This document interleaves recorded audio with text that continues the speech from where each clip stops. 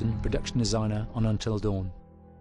The production design for Until Dawn started with the great teen horror script that sets the characters in a Canadian winter mountain lodge, being a contemporary setting with visual clues derived from classic films of that genre, such as Hitchcock's Psycho and Stanley Kubrick's Shining. The storyboards are vital to the production design, as it allows the designer to understand the scale of the environments to be made and the detail that would be seen to create the atmosphere of a horror. This took us into concepts that took these storyboards further, visualizing the world through the color palette, the lighting, tone and the mood, and developing key locations such as the lodge, the cable car stations, the forests themselves, the wilderness. As you can see, the environments and atmospheres change quite a bit from warm and inviting to cold and threatening. The Millionaire's Mountain Lodge was a key example. It was designed to be made from nearby stone and timber, embedding it into the landscape, with a contrasting and contemporary interior needing to be opulent and extravagant. We created dark and claustrophobic corridors with ominous and large open spaces, almost cathedral-like in size, and with huge structures to silhouette and dwarf the characters within, providing a labyrinth to explore and wander. Each character was developed with a strong visual identity in mind, with contrasting colours, tones and silhouettes to identify them, each to have their own texture, pattern and shape, so that when they were lined up you could always identify them. The costume designs allowed a range of clothes that would suit them for the cold winter weather, but also have an element of style and individualism, so that the audience could look at them and relate, recognizing themselves within them. A lady would like to cuddle up with her man by a nice cozy fire bathed in atmospheric mood lighting. Right. It'll get plenty toasty once we're rubbing up against each other. Mike? Yeah. Fire and mood lighting. Yes. Working with the lighting artists, we really brought the look and feel of the world together, and this required a thorough understanding of the visual language of teen horror. A key scene was where all the characters emerge out of the rear of the lodge chasing Hannah. A contrast is evident straight away from the exterior wilderness to the warmth of the lodge. The attention to character lighting here is through the bounce and rim lighting, accented colours and composition, creating characters that come from the dark into the light and back again with an emotional effect. Guys, there's someone outside. What the hell? Hannah! What's going on? Where's my sister going? It's fine. She just can't take a joke. It was just a prank, Han.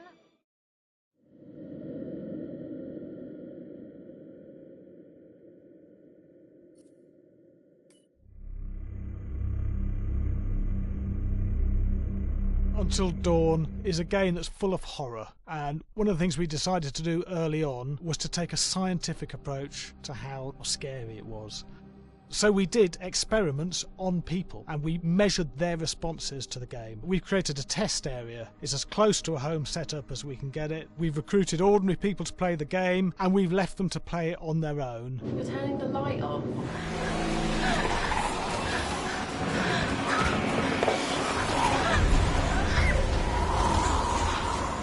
The only difference is it's rigged with cameras and microphones that relay the data through to the next room where people are watching them play. Bracelet here we use for biometric testing. It measures the player's emotional response. It's called a galvanic response sensor. It makes contact with the user's skin and it measures the electrical conductivity across their skin. It's the same principle as an old-fashioned lie detector. When you're stressed, you sweat a little, very sensitive, and picks up tiny changes if the player is feeling anxious or scared. That data's fed back to a testing team, comes through as a graph.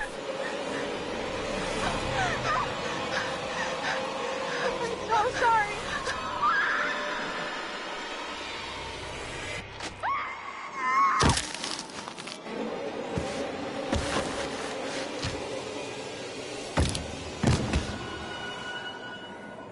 There's no point testing one or two people, you have to test a lot of people. And watch your step.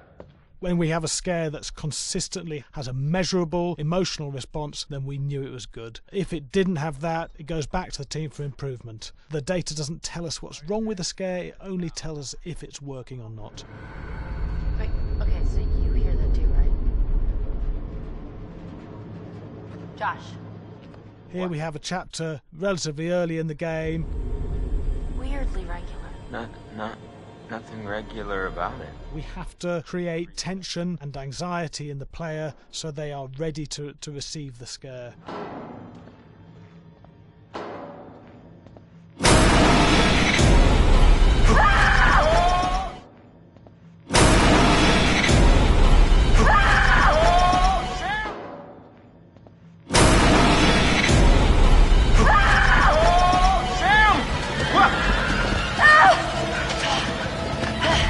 Give the player time to recover, to cool down, to calm down, and then start building the tension again before we do the next scare. Hey. What? Hey. What the hell? Ooh, you just got mugged.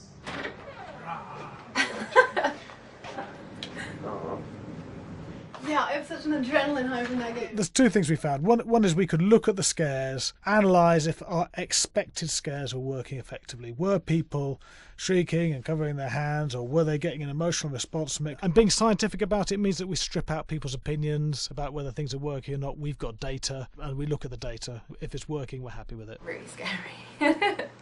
Bit scared and wanting to get away. I actually be maybe a bit scared to play it on my own, but in a room with the lights on, yeah, with some other people as well, yeah, maybe. But because I'm a scaredy cat, I would play with someone in the room. And the lights on. It was one of the scariest games I've played in a long while.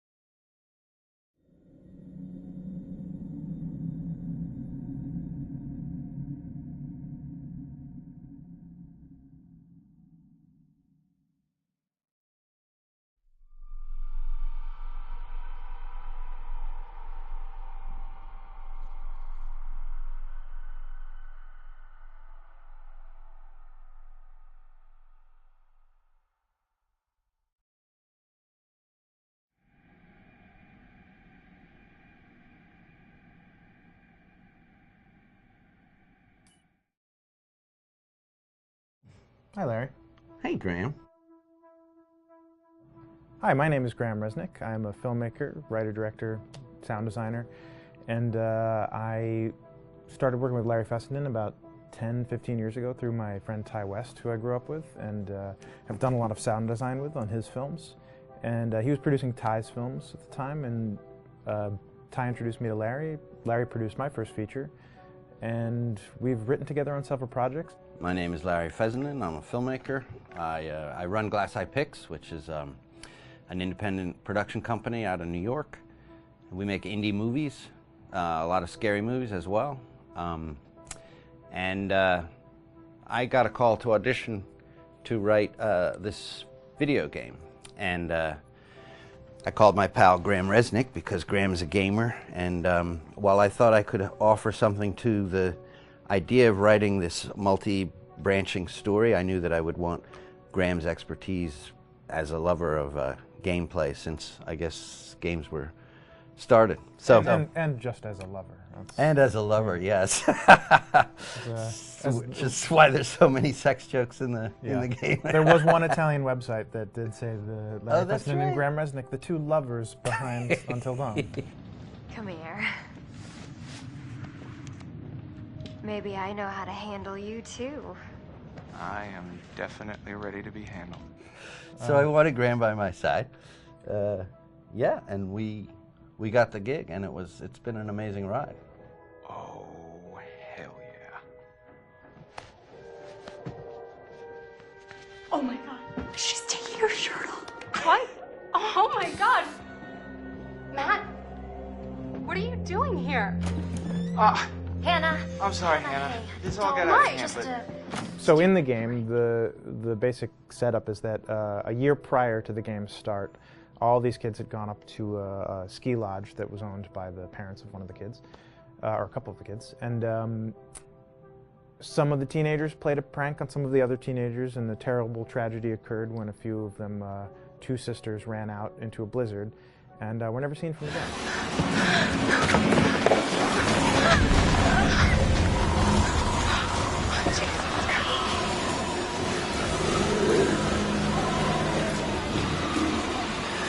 So now, a year later, this is kind of torn apart, this group of friends. They've gone through some trials and tribulations in the past year. The brother of the two girls has had a lot of psychological issues, and to kind of help him cope and help them all get over it, they all returned to the lodge a year later, back up on the mountain. And the idea is to get over it, but... the healing does not begin. Yeah, and these kids are all trying to find themselves. They've been through a trauma, but in general, they're just teenagers trying to figure out who they are. So they're all kind of falling into the patterns, the stereotypes, the characters they see on TV and in the movies. I think we were very interested in taking genre tropes and kind of making them sort of refresh them.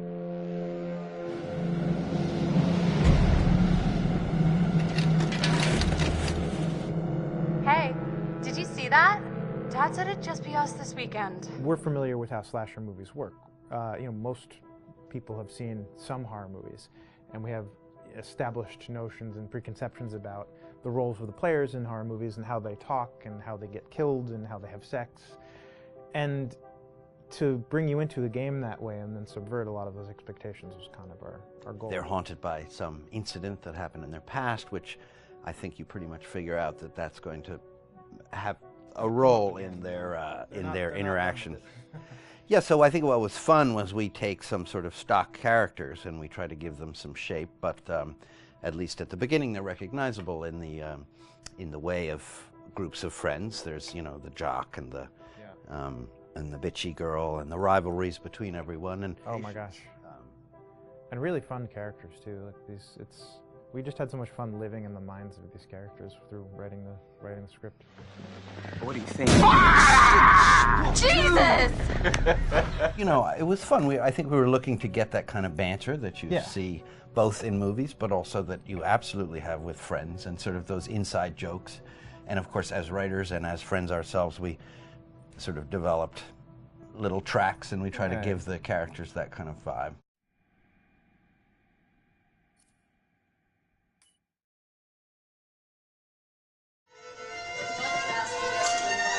Yeah, fast and violent. That's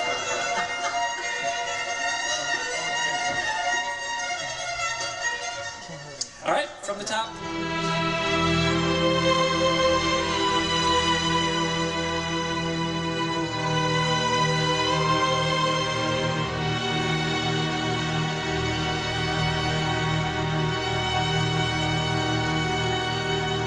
My name is Jason Graves, and I'm the composer for Until Dawn.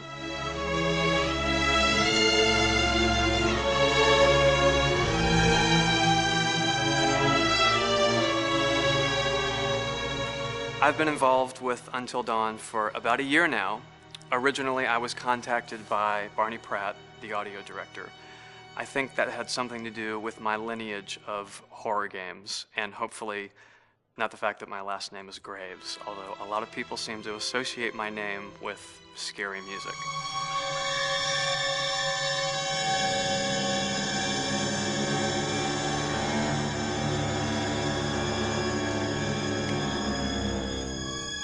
One of the things that was really exciting about working with Barney and the team at Supermassive is they really wanted something unique for the music. They wanted the music to stand out and be a character on its own in the game.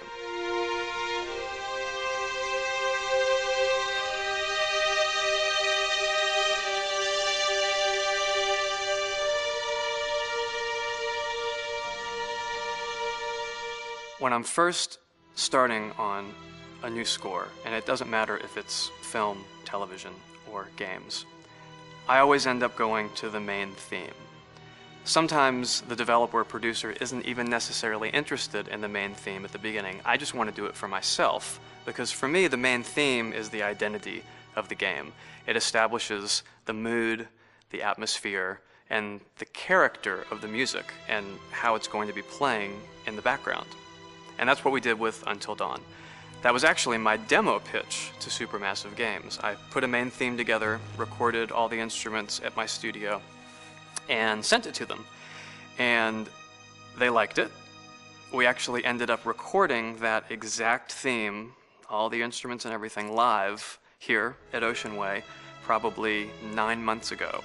And that's what we've been using in all the demos for the game, and that's the final version of the theme that is the main theme that you'll hear on the menus and in some key pieces of gameplay.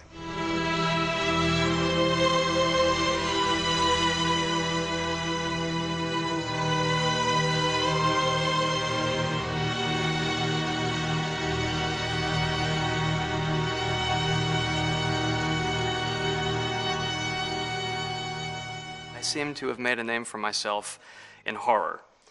And there's something about scary music, I think it's maybe the lack of rules. The biggest rule in scary music is there are no rules, so you can do anything you want, and actually, if you end up doing things that don't feel like they would work out together, they kind of clash, and it ends up being even more effective for scary music. So that's what really drew me to Until Dawn, was the textures, plus writing thematic material that is interwoven with the scary textures. I haven't really done anything like that before. Usually it was just all tension all the time, and that's fun and it's great, but I'm actually at heart a very melodic composer. That's the kind of music I love listening to, and that's the kind of music I love writing. That's the kind of music I got to work on in Until Dawn. Very nice. Same thing.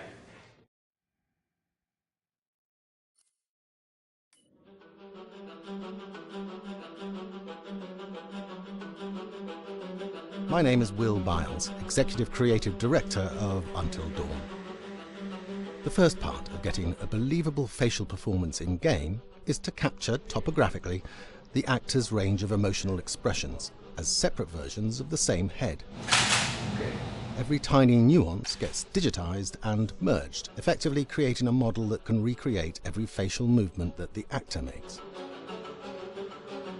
Once the topography has been recorded, the actor's performance itself can be captured by using a predetermined set of marker points drawn precisely on the face and a high-def helmet cam, wirelessly linked to capture devices. The camera is the small box where it looks like the microphone should be. Outro Sam.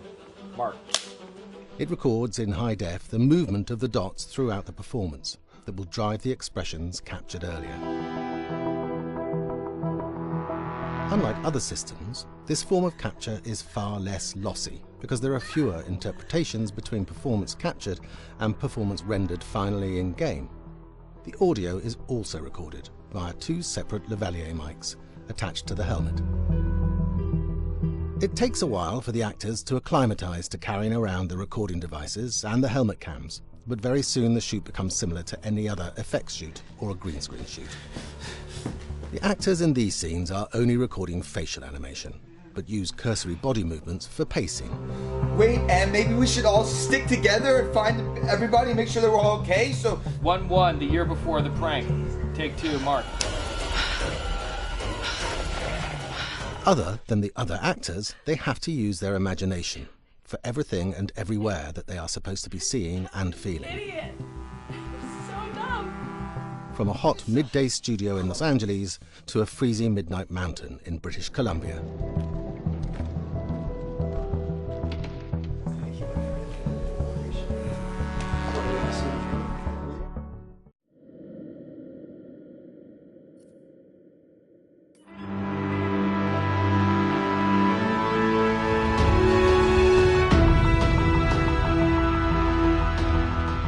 Until Dawn has a dynamic, ever-changing story, the facial performances and the body performances are recorded separately, with different systems.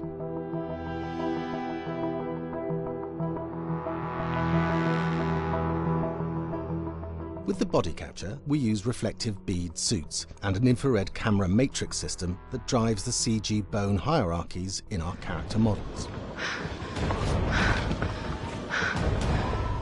These performances cover everything from character locomotion, scene-specific performances and stunt work, most of which was recorded at studios in Pinewood and Shepperton, near London. Hannah! Hello? Combining all the elements seamlessly in the final game becomes a formidable editing and logistical task. Every variation, both physical and emotional, must be combined in these multi-edits.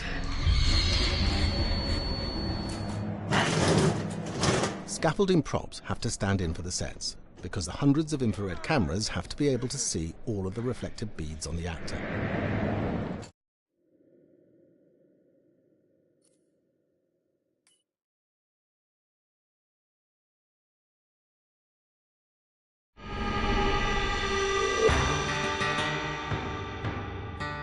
America's North Woods border region. Within this land of 10,000 lakes and miles of dense timber, a hideous creature is believed to lurk. The North Woods is probably one of the last frontiers in America. There's still a lot of places in this area that hasn't been set foot by man. Monsters and mysteries exist here because it is remote. Up in the North Woods, winters are long. In times of biting cold and isolation, a devouring monster is believed to come forth. It's terrorized native people for generations. Growing up, I was told, like, don't go outside, the Wendigo will get you.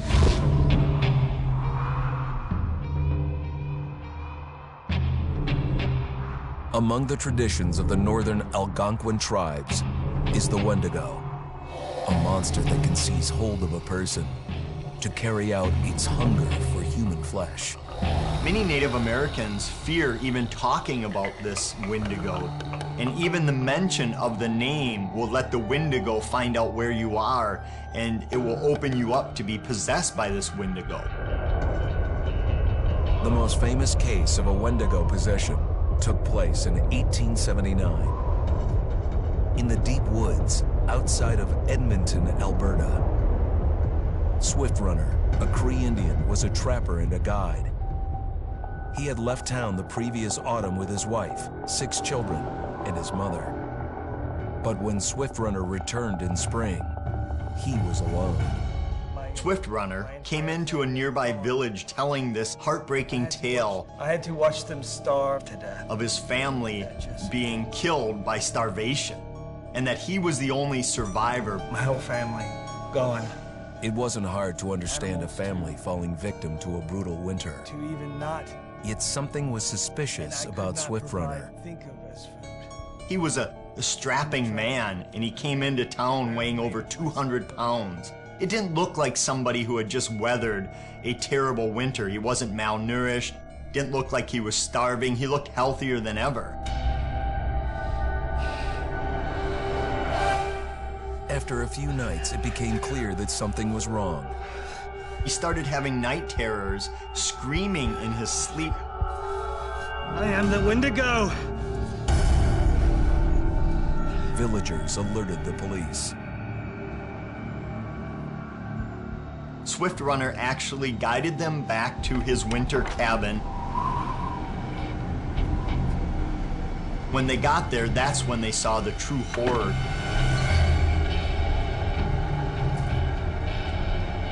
Human skulls were scattered around, many bones, some of which had been snapped in half, and the marrow inside had been drained. They had never seen anything like it. Swift Runner had killed his entire family, shooting them, hitting them with an axe, strangling, and then eating most of their bodies.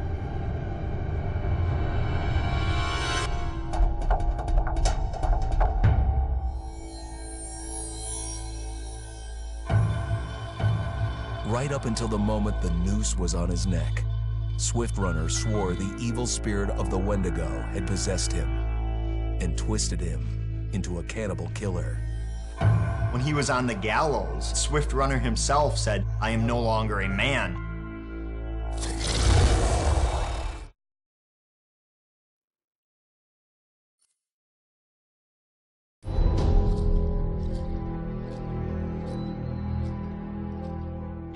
over there. Go on, move.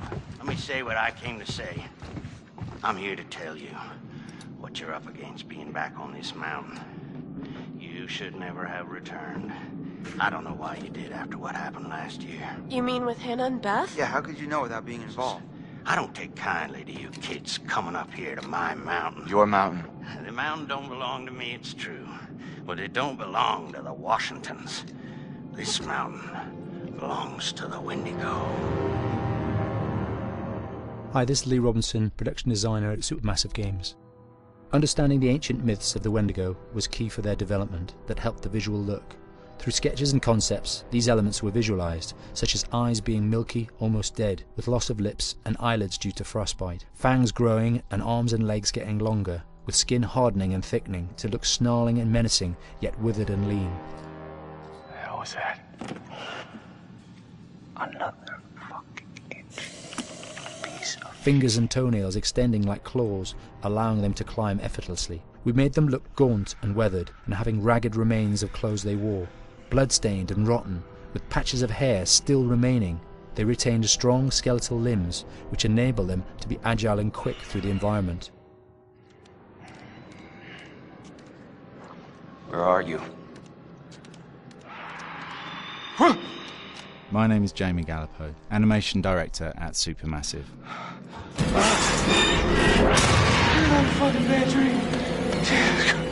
The overall direction on the creature was to be very strong, to be extremely fast. We wanted a spider-like movement to the creature. 1 minute scampering to leaping and then crawling, almost instantaneous.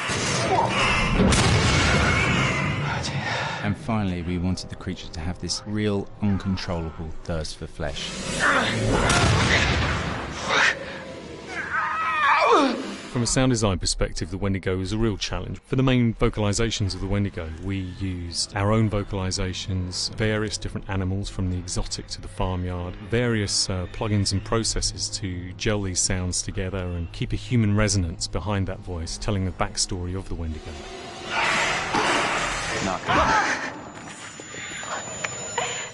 During the chase sequences, the anger of the Wendigo is felt by encircling breaths, screams and screeches that essentially chase you as you're being chased by the Wendigo.